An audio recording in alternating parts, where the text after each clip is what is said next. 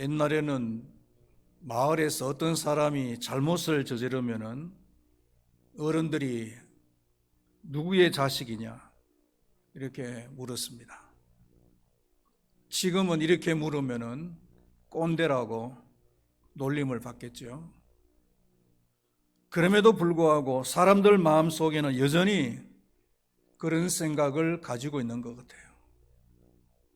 한 사람의 인물 됨됨이를 평가하는 데 있어서 그 부모 대를 본다는 것.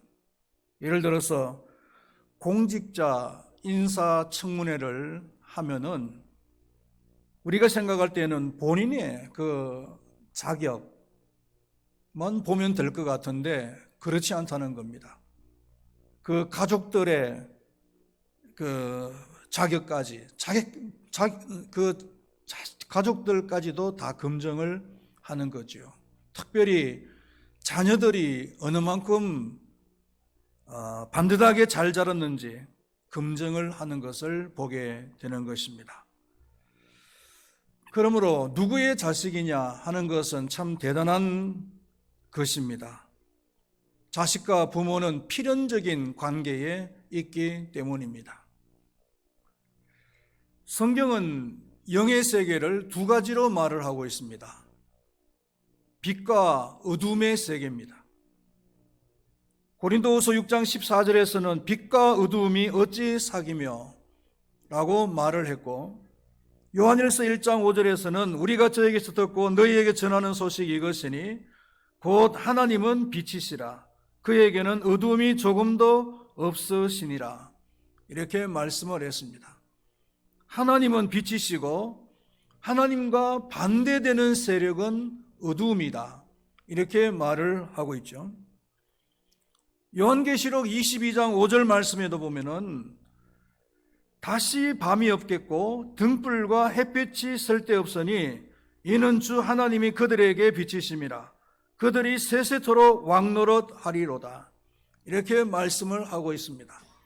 하나님의 나라는 빛의 세계이고 우리가 하나님의 나라에 가면은 빛이 되신 그 예수 그리스도와 세세토록 왕노릇한다 이렇게 말씀을 해주고 있는 것입니다.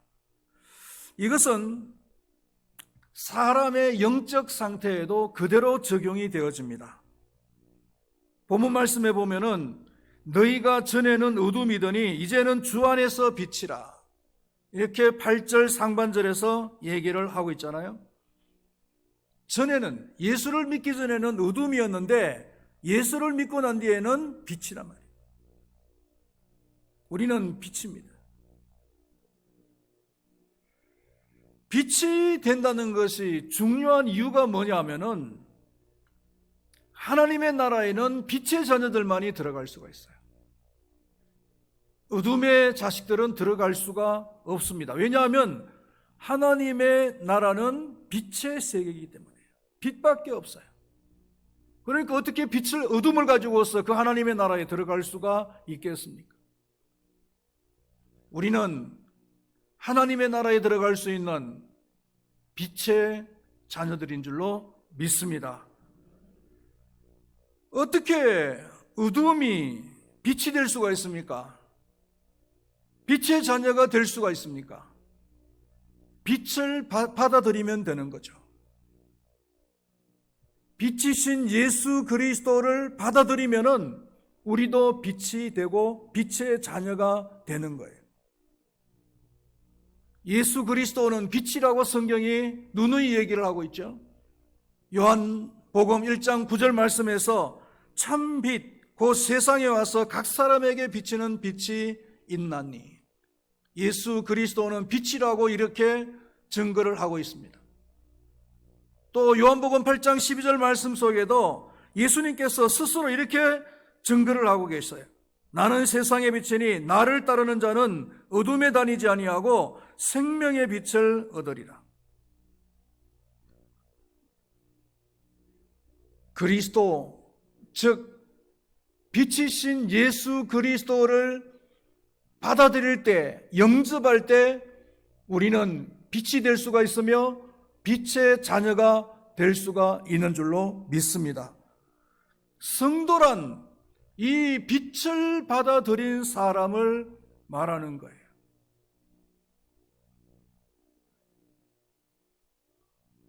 여러분들은 빛을 받아들이셨습니까? 본문 말씀 속에서는 빛을 받아들이면은 빛의 자녀라고 말을 하고 있습니다. 너희가 전에는 어둠이더니 이제는 주 안에서 빛이라. 빛의 자녀들처럼 행하라. 빛의 자녀들처럼 행하라고 강력하게 말씀을 하고 있는 것을 보게 되죠. 그렇다면은 빛의 자녀들처럼 행한다는 것이 무엇인지를 오늘 본문 말씀을 통해서 우리가 한번 살펴보기를 원합니다. 첫 번째로 빛은 분리시키는 역할을 해요. 특성이 있어요. 빛과 어두움은 함께 할 수가 없습니다. 빛과 어두움은 분리가 됩니다. 우리는 빛의 자녀들이기 때문에 어둠과는 분리가 되어져야 됩니다. 6절과 7절 말씀을 우리 한번 다 같이 읽어보도록 하겠습니다. 6절과 7절 말씀입니다. 누구든지 헛된 말로 너희를 속이지 못하게 하라.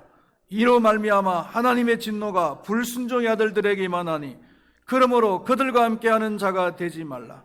마지막에 보면은 그들과 함께하는 자가 되지 말라 이렇게 얘기를 하고 있습니다.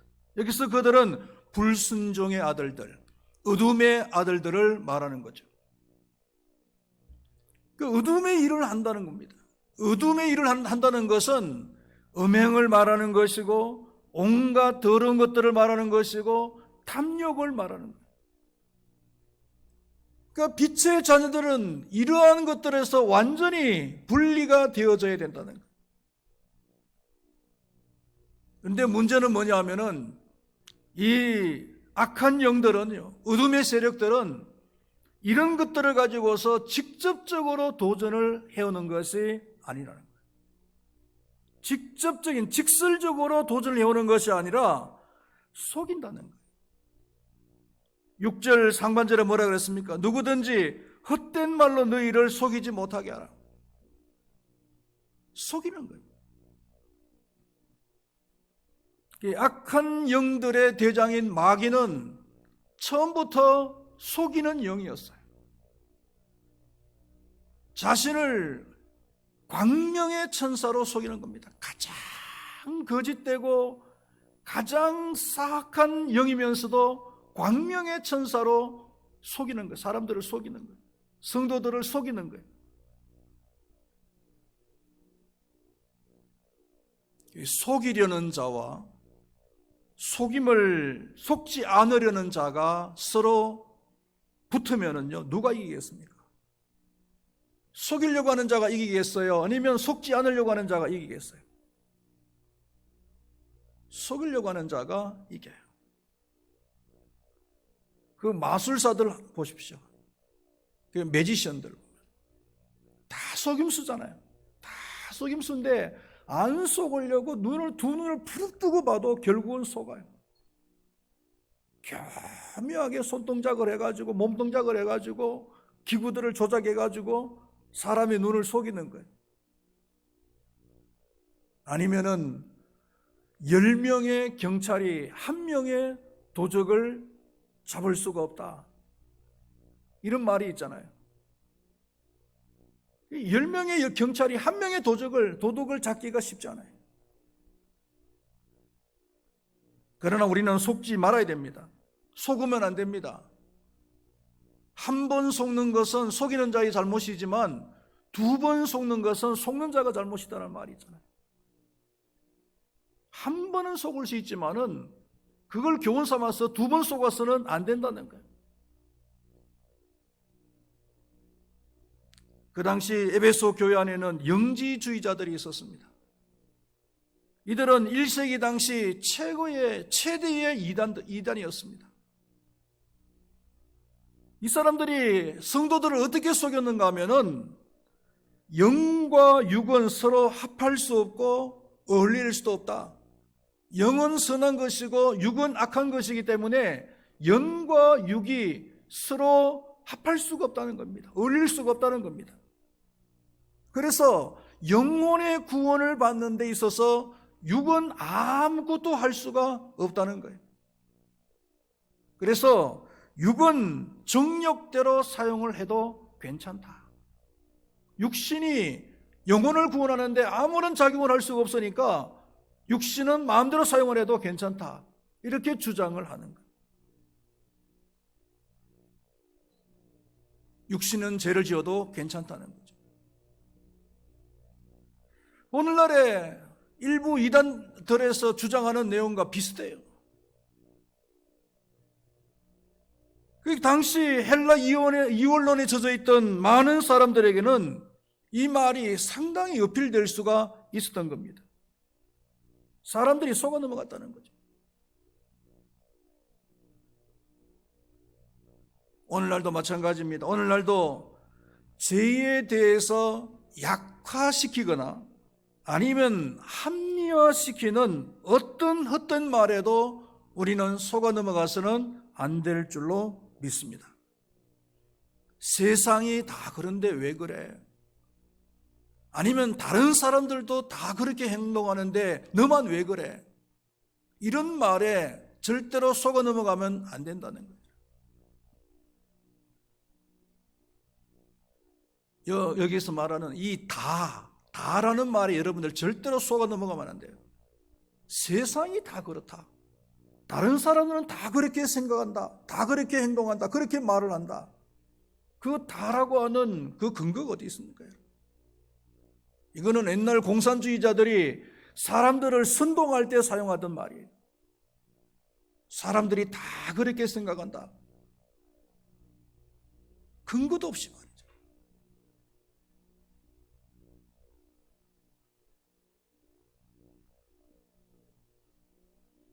엘리야 시대 때 악한 영들은 그 엘리야를 움츠러들게 하기 위해서 너밖에 이제는 남은 사람이 없다. 하나님을 섬기는 사람은 너밖에 남아있지 않아. 이제는 다 넘어갔어. 이렇게 엘리야를 갖다가 선동을 하려고 그랬죠. 그러나 하나님께서는 7,000명의 믿음의 그 용장들을 남겨놓으셨잖아요.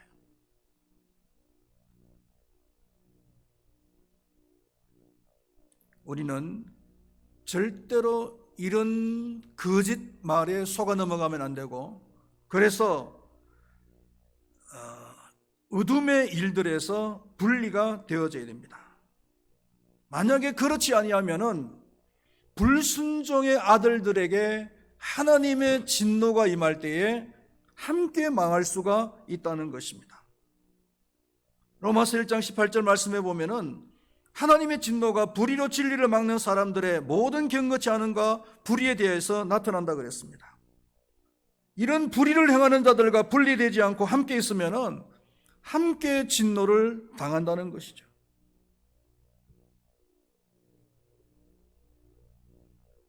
또 중동 전쟁이 일어났어요. 이스라엘이 이란의 수도인 테헤란을 갖다가 특별히 그 핵시스를 갖다가 무차별 폭격을 가했죠. 많은 사람들이 테헤란을 갖다가 벗어나려고 지금 탈출을 시도하고 있죠. 우리나라 정부에서도 우리 교민들을 속히 재빨리 이웃나라로 대피를 시켰어요. 아니, 시민들이 왜 대피를 하는 겁니까? 설마 이스라엘이 그 시민들을 향해서 폭격하는 것은 아니잖아요. 그 테헤란에 있는 중요 그 핵시설, 정부 시설을 폭격하는 것이지 시민들을 향해서 폭격할 것은 아닐 것이고 우리나라 국민들을 향해서 폭격할 것은 아닐 텐데 왜 대피를 하는 겁니까? 그 중요 시설이 폭격을 당할 때 함께 있다가는 같이 폭격을 당할 수도 있기 때문에 진노의 대상들과 함께 있으면은 그들이 하나님의 진노를 당할 때 함께 당할 수가 있다는 겁니다.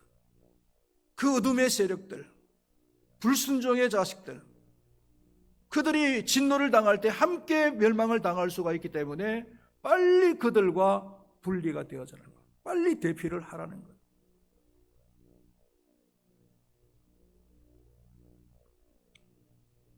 빛은 이런 분리의 특성이 있다. 두 번째로는 빛은 어두움을 폭로해버린다고 합니다. 11절 말씀을 우리 한번 다 같이 읽어보겠습니다. 너희는 열매 없는 어둠의 일에 참여하지 말고 도리어 책망하라. 13절 말씀 드리겠습니다. 그러나 책망을 받은 모든 것은 빛으로 말미암아 드러나나니 드러나는 것마다 빛이니라. 여기 보면은 이 폭로라는 말이 책망한다는 말, 드러낸다는 말하고 거의 비슷하게 사용이 되었어요. 빛이 오면은 어둠 속에 있는 모든 것이 드러나게 되어 있잖아요. 빛의 자녀들인 성도들은 어둠의 일에 동참을 하면 안 되고 오히려 그 어둠의 일을 드러내는 일을 해야 된다는 거예요. 폭로를 해야 되고요. 아니면은 그들로 하여금 회개를 시키는 그런 일들을 해야 된다는 겁니다. 음행과 온갖 더러운 것들과 그리고 탐욕은 말할 것도 없고 법칼을 사적으로 사용을 한다거나 가격 담합을 한다거나 공동체가 암묵적으로 뇌물을 주거나 받는다든지 이런 모습들을 봤을 때 이런 사회적인 악들을 드러내고 그리고 폭로를 해야 된다는 거예요. 동참을 하면 안 됩니다. 그래야 어둠이 사라지고 빛들로 나타나는 거죠. 깨끗한 사람은 더러운 것을 압니다. 그러나 더러운 사람은 더러운 것을 몰라요. 빛들의 자녀들은 깨끗한 사람들이잖아요. 예수 그리스도의 피로 정결함을 받은 사람들이잖아요. 그렇기 때문에 이런 더러운 것들을 폭로하고 드러내고 책망시키고 회개하도록 만드는 역할이 우리 빛의 자녀들의 역할들인 줄로 믿습니다. 그리고 세 번째로는 빛은 열매를 맺게 한다는 겁니다. 모든 식물은 빛을 받아야 꽃을 피우든지 열매를 맺습니다. 과실나무는 당연히 빛을 받아야 열매를 맺죠. 우리 교회 화단에도 매실나무가 있는데 두 개가 있습니다. 매실나무 두 개가 있는데 하나는 열매를 한 손가락에 꼽을 정도로 한 10개도 안 맺었어요. 그런데 하나는 꽤 많이 열렸다라고 생각했는데 땄어요. 지난 월요일날 따보니까 한 5kg 정도가 되더라고요. 그래서 매실청을 담아놨는데, 자, 매실인데도 1년 동안 열심히 물을 주고 빛을 비쳤는데 당연히 열매를 맺어야 되죠. 그런데 열매를 안 맺었다. 이유가 뭐겠어요? 매실이 아니거나 아니면 매실이 너무 어리거나 아니면은 매실이 병이 들었거나 이 세 가지 중에 한 가지 아니겠어요? 마태복음 7장에서 열매로 알지니, 그 나무를 알지니라고 했거든요. 열매를 통해서 그 나무가 진짜인지 가짜인지 알 수가 있고 어린지 안 어린지 알 수가 있고 병 들었는지 병이 안 들었는지 알 수가 있단 말이에요. 10개도 안 맺은 그 매실나무는 확실히 병든 것이 맞아요.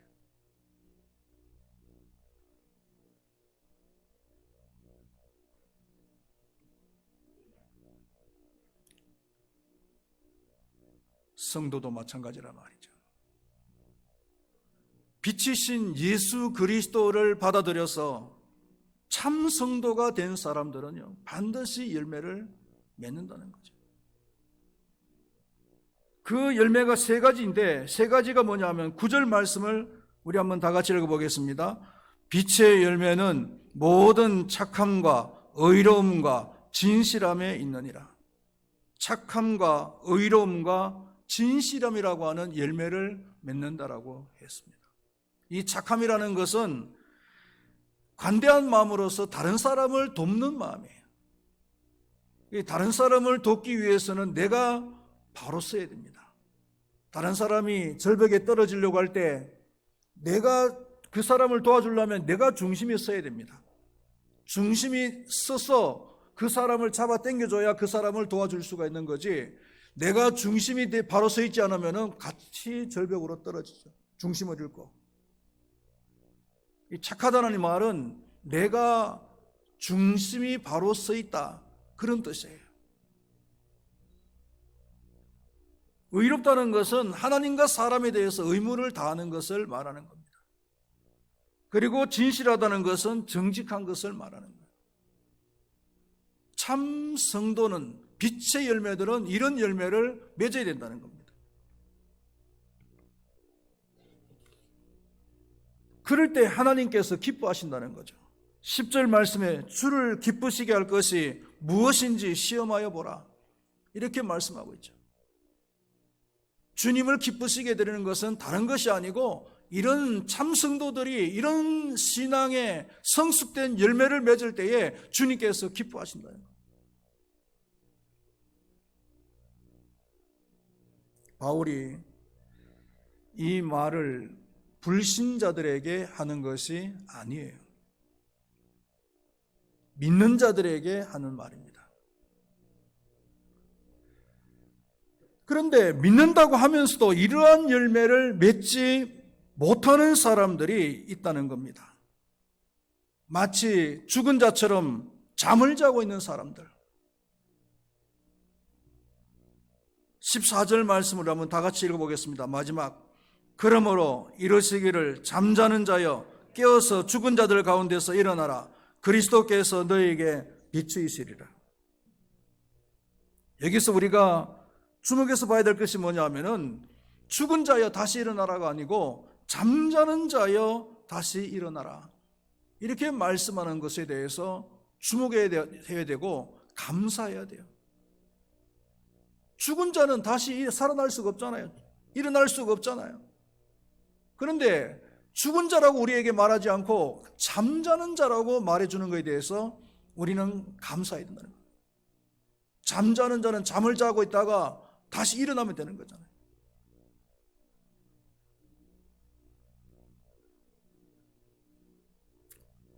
죽은 자들처럼 잠을 자고 있지 말고 빨리 깨어나서 열매를 맺는 삶을 살아라. 영적인 잠을 깨워라. 사도 바울은 이렇게 말씀을 하고 있는 거예요. 말씀을 맺도록 하겠습니다. 우리들은 빛 대신 예수 그리스도를 모신 사람들입니다. 그러므로 빛의 자녀들처럼 살아야 됩니다. 빛의 자녀들은 어둠과 분리됩니다. 빛은 어둠과 함께할 수가 없습니다. 그리고 빛의 자녀들은 어둠을 들춰내야 됩니다. 빛의 자녀들처럼 우리가 살아간다면 어둠은 자연적으로 들추어질 수밖에 없습니다. 그리고 빛의 열매를 맺어야 됩니다. 착함과 의로움과 그리고 진실함의 열매를 맺는 그런 삶이 되어지기를 바라겠습니다. 빛의 자녀들이면서도 아직도 죽은 자들 가운데서 죽은 자처럼 잠을 자고 있는 자들이 있습니까? 일어나시기를 바랍니다. 그래서 빛의 자녀들처럼 살아갈 수 있기를 바라겠습니다. 기도하겠습니다. 하나님 아버지, 우리는 빛 대신 예수 그리스도를 받아들인 사람들입니다. 그러므로 예수 그리스도의 자녀, 즉 빛의 자녀들이 되었습니다. 빛의 자녀들은 어둠과 함께할 수가 없습니다. 그리고 빛의 자녀들은 어둠을 들춰냅니다. 그리고 빛의 자녀들은 열매를 맺습니다. 우리는 이러한 특성들이 분명하게 뚜렷하게 나타나는 빛의 자녀로서의 삶을 살아갈 수 있도록 하나님께서 도와 주시옵소서. 그래서 하나님의 자녀로서의 분명한 자부심을 가지고서 천국을 바라보면서 나아갈 수 있는 우리 모두가 되게 하여 주시옵소서. 예수님의 이름으로 기도드리옵나이다. 아멘. 예.